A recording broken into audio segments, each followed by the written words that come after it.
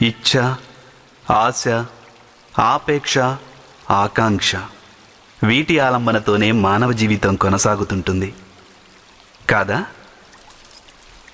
ఎవరైనా మిమ్మల్ని ప్రశ్నించారనుకోండి, మీరెవరు అని. దానికి మీ సమాధానం ఎలా ఉంటుంది? మీరే ఆలోచించండి.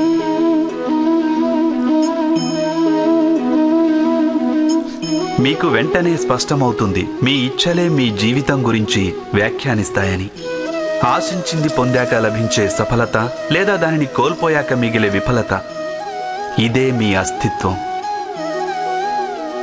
కొందరి జీవితాలు ఎలా ఉంటాయంటే వాళ్ళు లోపల కృంగి కృషించిపోతుంటారు. ఎందుకంటే వాళ్ళు తమ ఇచ్ఛలని చంపుకోలేకపోతారు. ఇచ్ఛలు వాళ్ళని ఎలా నిర్దేశిస్తాయంటే మృగతృష్ణ కోసం మృగాల్లా పరుగులు తీస్తుంటారు. అయినప్పటికీ ఈ ఐహిక ఇచ్ఛల గర్భమే జ్ఞానామృతాన్ని కూడా ప్రసాదిస్తుంది. ఎలా అంటే